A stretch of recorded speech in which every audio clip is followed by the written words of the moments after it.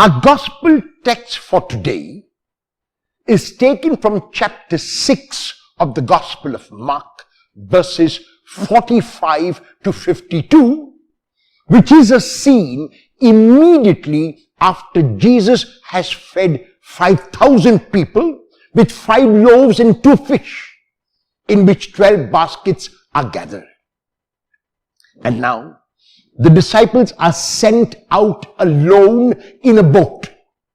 And even as they are in the boat, the wind is against them and they are struggling with the oars. They are struggling to move forward. It is very likely that Mark is saying that because the disciples are unaware of the Lord's presence in their lives, the way forward is arduous. The way forward is hard. The way forward is a challenge. And so they are struggling at the oars even as they struggle to move forward. In what Mark calls the 4th watch, that is between 3 and 6 a.m., when a person is at his or her weakest, it is at that time that the Lord comes to them. And this is not only a miracle, it is also what may be termed as a theophany. A theophany is the revelation of God. And this is the kind of God revealed in this miracle. Jesus comes to them walking on the water.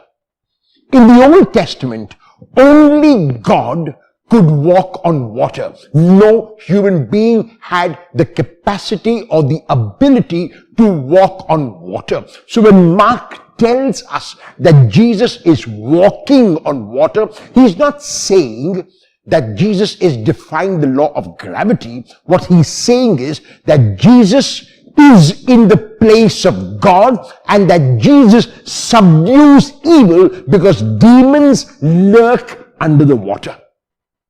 So by walking on the water, Jesus is subduing the forces of evil and is not pulled down by those forces of evil, but is able to conquer them.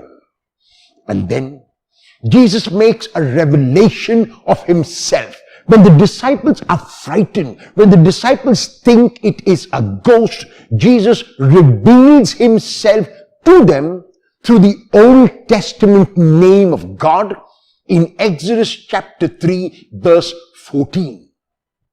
When Moses encountered God and when Moses was being sent to the Israelites, he turned to God and said to God, when I go to the Israelites, they are going to ask me, who sent you?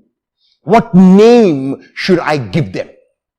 And God said to Moses at that time, when you go to the people of Israel, say to them, I am who am. Why does God choose this name, I am?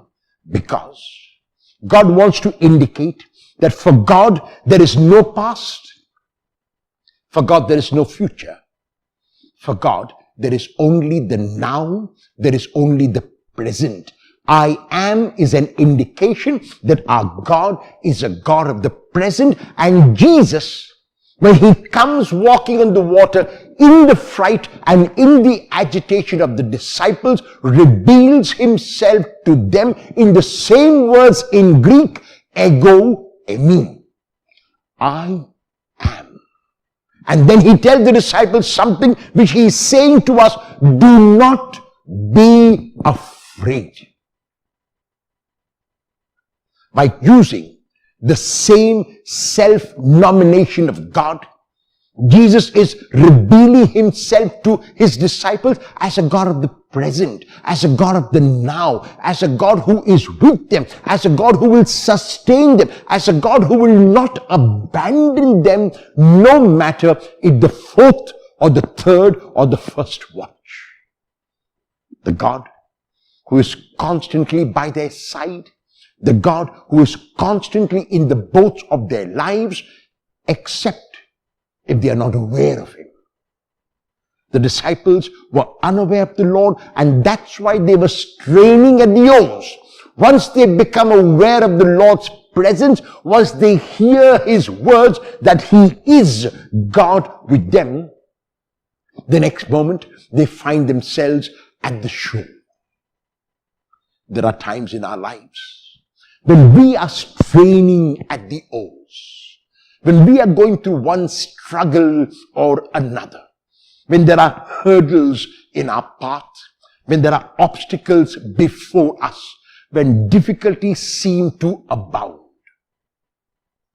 At those times too, the Lord comes to us walking on the water, telling us that He is a God who will not be sucked in by the evil around us. He is a God who will subdue the evil and keep it underwater, and He is a God who reveals Himself to us as Ego Eimi, I am. When we become aware of that presence of the I am in our lives, then rowing becomes easy. And we find within a few moments we are at the shore, safe and sound. Will you hear God reveal Himself to you, not as a God of the past, not even as a God of the future, but a God of the now, a God of the present, I